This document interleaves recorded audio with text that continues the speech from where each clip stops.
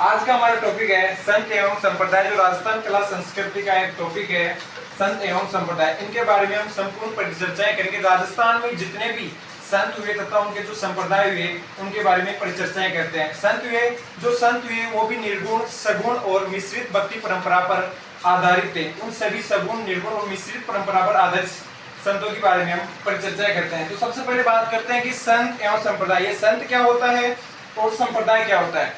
संत क्या होते हैं? भक्ति परंपरा पर आधारित है, यानी कि कोई भी व्यक्ति या मानव भक्ति के द्वारा ईश्वर को प्राप्त कर लेता है, उन्हें हम संत कहते हैं। तथा जो इस प्रक्रिया में लगा हुआ होता है उन्हें हम साधु कहते हैं। प्रत्येक संत अपने अनुयायियों को जीवन जीने की राह के लिए विचार, नियम बताते थे, जिन्हें हम संप्रदाय कहते हैं। संप्रदाय की बात की जाए, जैसे जाम्बोजी विष्णु संप्रदाय से रिलेट करते हैं, जसनाती संप्रदाय से रिलेट करते हैं। इन्होंने अपने अनुयायियों को विभिन्न नियम दिए। विष्णु संप्रदाय में जाम्बू जी ने अपने अनुयायियों को 29 नियम दिए। जसनाती संप्रदाय में जसनाथ जी ने अपने अनुयायियों को 36 नियम दिए। इसी प्रकार चरणदास जी ने 42 नियम दिए। तो जो संत होते थे वो अपने अनुयायियों को जीवन जीने की राह दिखाने के लिए जो नियम देते थे उन्हें हम संप्रदाय कहते हैं, और उन्हीं सभी संतों के वो संप्रदाय होते थे। तो सबसे पहले बात करते हैं संत क्या होता है? भक्ति के द्वारा मानव ने ईश्वर की प्राप्ति कर ली, उन्हें हम क्या कहते हैं? संत कहते हैं। अब जो ये संत थे, यानी जो इनकी जो भक्ति थी, या भक्ति के भी 3 प्रकार होते थे, सगुण भक्ति, निर्गुण भक्ति और मिश्रित भक्ति। सगुण भक्ति के बारे में बात करें तो भक्ति परंपरा का वह माध्यम जिसके माध्यम में भक्ति के गुणों या साधनों को अपनाया जाता है। अब भक्ति गुणों या साधनों की बात करें तो जैसे मूर्ति हो गई, माला, कीर्तन, नृत्य, यानी भगवान, यानी जो मूर्ति होती थी भगवान की, उनको साकार रूप में माना जाता था। क्या माना जाता था? साकार रूप में माना जाता था। उन्हें हम सगुण भक्ति परंपरा कहते हैं। सगुण भक्ति परंपरा के अंतर्गत आने वाले विभिन्न संत थे, जैसे गौरीबाई हो गई, मीराबाई हो गई, रमाबाई, करमेती, कर्मा, सम्मानबाई और कवि भक्ति दुर्लभ। ये प्रमुख जो संत हैं वो सगुण भक्ति परंपरा के अंतर्गत आते हैं। अब बात करें मिश्रित भक्ति परंपरा के अंतर्गत आने वाले सभी संतों के बारे में, तो मिश्रित भक्ति परंपरा के अंतर्गत जो भी संत हैं वो 3 संत हैं, 3 प्रमुख संत हैं, और वही संत मिश्रित भक्ति परंपरा के अंतर्गत आते हैं, जो सगुण और निर्गुण यानी दोनों भक्ति परंपराओं का जो समावेश है वो मिश्रित भक्ति परंपरा है, जिनमें संत माऊजी, हरि सिंह साकला और चरणदास, ये 3 प्रमुख संत हैं जो मिश्रित भक्ति परंपरा पर आधारित हैं। ठीक है। अब बात करते हैं निर्गुण भक्ति परंपरा। तो निर्गुण भक्ति परंपरा जिसमें ईश्वर को साकार रूप में नहीं माना जाता, यानी कि मूर्ति पूजा के वो विरोधी होते हैं, यानी जिन भक्ति माध्यम में जिन गुणों या साधनों को अपनाया जाता है ना, वो उनमें उन गुणों को या साधनों को नहीं अपनाते। जैसे ये समाधि पूजा करते हैं। अब इनमें जो प्रमुख संत हुए, जैसे बात करें तो जसनाती संप्रदाय के प्रवर्तक है जसनाथ जी, और विष्णु संप्रदाय के प्रवर्तक जाम्बो जी, दादू दयाल, सुंदरदास इत्यादि जो भी संत हैं वो निर्गुण भक्ति परंपरा के अंतर्गत आते हैं। आज जो हम बात करने वाले हैं सगुण भक्ति परंपरा के अंतर्गत आने वाले संत एवं संप्रदाय, इन सभी संत एवं संप्रदायों के बारे में परिचर्चा करते हैं। सबसे पहले हम बात करेंगे मीराबाई के बारे में। मीराबाई की पूर्ण जीवन शैली, कैसे उनका जन्म कहाँ हुआ, उनकी मृत्यु, उनके पति, पिता, बड़े भाई, चाचा जो भी है, उन सभी के बारे में परिचर्चा करेंगे। मीराबाई से स्टार्ट करेंगे, गौरीबाई, रानाबाई, करमेतीबाई, कर्मा, सम्मान और कवि दुर्लभ। जितने भी सगुण भक्ति परंपरा के अंतर्गत जो संत हैं उन सभी संतों के बारे में हम परिचर्चा करते हैं। सबसे पहले बात करते हैं मीराबाई के बारे में। मीराबाई का जन्म हुआ 1498 में, मृत्यु हुई 1546। सबसे पहले बात करते हैं, जन्म हुआ 1498 में और इनकी जो मृत्यु हुई 1546 में। मीराबाई ने जो जीवन काल जिया वो था 48 वर्ष का। मीराबाई का जीवन काल था 48 वर्ष का, और इनकी जो जन्मस्थली है कुड़की गांव पाली है। इनकी जो जन्मस्थली है कुड़की गांव पाली है। मीराबाई के जो पिता थे, पिता का नाम था रतन सिंह, बातोली के जागीरदार थे रतन सिंह, पिता रतन सिंह। माता थी इनकी चंद्र कौरी, दादा थे इनके राव दूधा, दादा थे इनके राव दूधा। मीराबाई के जो बचपन के नाम थे, मीराबाई का बचपन का नाम था पेमल बाई, कुंतल देवी, ये इनके बचपन के नाम थे। तथा इनके राजस्थान की राधा, दूसरी रुक्मणी तथा सत्याग्रही महिला इनको महात्मा गांधी ने कहा, तथा शकुंतला इनको सुमित्रा नंदन पंत ने कहा। ये इनके उपनाम है तथा ये इनके बचपन के नाम है। मीराबाई का जो जन्म हुआ 1498 से 1546, 1498 में इनका जन्म हुआ, मृत्यु 1546 में हुई।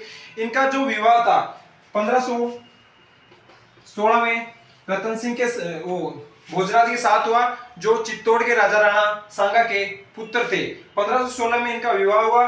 1523 में इनके पति भोजराज का देहांत हो गया।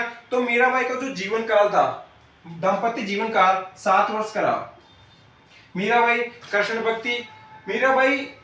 भक्ति, बचपन में ही कृष्ण भगवान को अपना पति मान चुकी थी। और मीराबाई के जो भतीजा था कल्लाजी राठौड़, जो 1567 से 68 में अकबर के विरुद्ध युद्ध कर मारा गया था। कल्लाजी राठौड़, इनका जो भतीजा था इनका कल्लाजी राठौड़, चचेरा भाई था इनका जयमल मेड़तिया। मीराबाई 7 वर्ष का इनका दाम्पत्य जीवन रहा। 1567 में भतीजा कल्लाजी राठौड़ तथा चचेरा भाई जयमल मेड़तिया की मृत्यु हो गई थी। मीराबाई गुजरात के द्वारका के निकट डेकोर नामक स्थान पर रणछोड़ राय मंदिर में विलीन हो गई थी। कृष्ण की मूर्ति में विलीन हो गई थी 1546 में। जो मीराबाई थी, मीराबाई की जो कविताएं हैं वो पदावलियां कहलाती हैं, तथा मीराबाई का जो भक्ति भाव है वो कांत भाव या दाम्पत्य भाव कहलाता है। मीराबाई कल्लाजी राठौड़, और मीराबाई को राजस्थान की रबिया भी कहा जाता है। मीराबाई के राजस्थान में प्रमुख 4 मंदिर है, जिनमें पहला है कुंभ श्याम मंदिर, दूसरा है हरिहर मंदिर, और जगत शिरोमणि मंदिर, तीसरा मंदिर है जगत शिरोमणि मंदिर, और चौथा मंदिर है चारभुजा नाथ मंदिर। चारभुजा नाथ मंदिर है मेड़ता नागौर में स्थित है, जहां मीराबाई ने बचपन में ही कृष्ण भगवान की जो मूर्ति थी उनको अपना पति मान लिया था। कुंभ श्याम मंदिर चित्तौड़गढ़ में स्थित है, जिसे राणा कुंभा ने बनवाया था, जहां संत रेदास जो इनके आध्यात्मिक गुरु हैं मीराबाई के, उनकी 4 खंभों की छतरी बनी हुई है।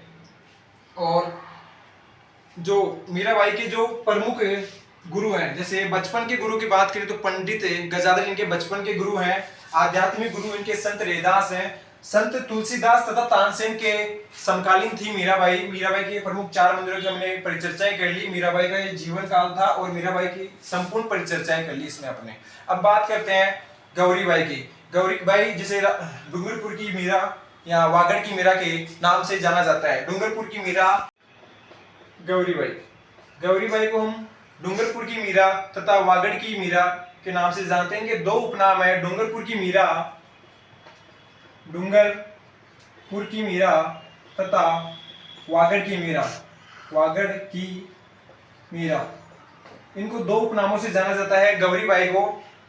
गौरीबाई का जो दाम्पत्य जीवन था वो बहुत ही अल्पकालीन था। बचपन में इनकी शादी हो गई थी तथा बचपन के 7 दिन के उपरांत ही इनकी पति की देहांत हो गए थे। तो इसके उपरांत इन्होंने कृष्ण को अपना पति माना तथा उनकी भक्ति करना स्टार्ट किया। जो गौरीबाई थी, गौरीबाई का जो अंतिम समय इनका काशी में बीता। ये भक्ति को हृदय की शुद्धता पर बल देती थी। गौरीबाई भक्ति की हृदय की शुद्धता पर बल देती थी। जो गौरीबाई का जो प्रमुख मंदिर है वो कौन सा मंदिर है? बाल मुकुंद मंदिर, जो डूंगरपुर में स्थित है। महारावल शिव सिंह ने बाल मुकुंद मंदिर का निर्माण करवाया था और इनके एक प्रमुख ग्रंथ है कीर्तनमाला। गौरीबाई का प्रमुख ग्रंथ है कीर्तनमाला। ये गौरीबाई का संपूर्ण जीवन परिचय था जो हमने बात कर ली है। अब हम बात करते हैं रानाबाई के बारे में। रानाबाई हरनावा नागौर जाट परिवार में इनका जन्म हुआ। रानाबाई का तो सगुन भक्ति परंपरा पर आधारित रानाबाई के बारे में बात करते हैं। रानाबाई जन्म हुआ इनका हरनावा नागौर में। इनका प्रमुख मंदिर भी हरनावा नागौर में स्थित है। हरनावा नागौर। इन्हें राजस्थान की दूसरी मीरा के नाम से जानते हैं तथा भूत प्रेत निवारक देवी के नाम से भी रानाबाई को जाना जाता है। इनकी जो माता थी, उनकी माता का नाम था गंगाबाई। माता का नाम क्या था इनकी? गंगाबाई। गंगाबाई इनकी माता का नाम था और पिता का नाम था राम गोपाल। दादा थे इनके जालिम सिंह, राम गोपाल। दादा थे इनके जालिम सिंह। 1570 में इन्होंने जीवित समाधि ली थी। रानाबाई जो सगुण भक्ति परंपरा पर आधारित है, 1570 में इन्होंने जीवित समाधि ली थी। इन्हें राजस्थान की दूसरी मीरा भूत प्रेत निवारक देवी के नाम से जानते हैं। 1570 में इन्होंने जीवित समाधि ली थी तथा भाद्रपद शुक्ल त्रयोदशी को इनको मेला भरता है। भाद्रपद शुक्ल त्रयोदशी को इनका मेला भरता है। ये थी रानाबाई और इनके बारे में जो संपूर्ण परिचर्चा हमने कर ली है। अब बात करते हैं अपन, रानाबाई हो गई, गौरीबाई हो गई, मीराबाई हो गई। अब बात करते हैं अपन कर्माबाई के बारे में, जो कालवा नागौर की है, जिन्होंने भगवान कृष्ण को खिचड़ी का भोग खिलाया था। कर्माबाई सगुण भक्ति परंपरा पर आधारित कर्माबाई का जन्म कालवा नागौर में हुआ था। कालवा नागौर के जाट परिवार में हुआ था। कालवा नागौर के जाट परिवार में कर्माबाई का जन्म हुआ था। इन्होंने, ये कृष्ण भक्त थी, इन्होंने भगवान कृष्ण को भोजन खिलाया था। कर्माबाई के बारे में इतना ही है। अब हम बात करते हैं सम्मान बाई के बारे में। सम्मान बाई मत्स्य सेन की मीरा के नाम से जानी जाती है। सम्मान बाई मत्स्य सेन की मीरा के नाम से जानी जाती है। मत्स्य सेन की मीरा के नाम से जानी जाती है। इनके प्रमुख मंदिर जयपुर तथा अलवर में स्थित है। इसके बाद बात करें तो अब आती है करमेती बाई। करमेती बाई खंडेला सिक्कर की स्थित है। खंडेला, ये भी एक कृष्ण भक्त थी। खंडेला सिक्कर, ये भी कृष्ण भक्त थी। इसके पश्चात बात करते हैं भक्त कवि दुर्लभ, जिन्हें नरसिंह का अवतार माना जाता है, जो सगुण संत संप्रदाय के अंतर्गत आता है। भक्त कवि दुर्लभ, जिन्हें नरसिंह का अवतार कहा। दुर्लभ जो सगुण संत संप्रदाय से संबंधित है। भक्त कवि दुर्लभ, जिन्हें नरसिंह के अवतार के रूप में जाना जाता है, राजस्थान का नरसिंह। तो बात करते हैं भक्त कवि दुर्लभ की। वागड़ क्षेत्र था इनका। भक्त कवि दुर्लभ, नरसिंह के अवतार, नरसिंह के अवतार के नाम से जाना जाता है इन्हें। इनका जो क्षेत्र था वो वागड़ क्षेत्र था। इनका जो क्षेत्र था वागड़ क्षेत्र था। वागड़ क्षेत्र में भीलों में आध्यात्मिकता का भक्त कवि दुर्लभ ने प्रसार किया और ये सगुण संत संप्रदाय पे संबंधित जितने भी संत थे उन सभी संतों के बारे में हमने परिचर्चाएं कर ली, जिसमें मीराबाई, गौरीबाई, रानाबाई, सम्मान बाई, करमेती बाई और भक्त कवि दुर्लभ, जितने प्रमुख संत थे उन सभी संतों के बारे में हमने परिचर्चाएं कर ली है। हमने बात की संत संप्रदाय के बारे में, सगुण भक्ति परंपरा, मिश्रित भक्ति परंपरा तथा निर्गुण भक्ति परंपरा। तो सगुण भक्ति परंपरा के अंतर्गत आने वाले जितने भी संत थे उन सभी संतों के बारे में हमने परिचर्चाएं कर ली है। ठीक है।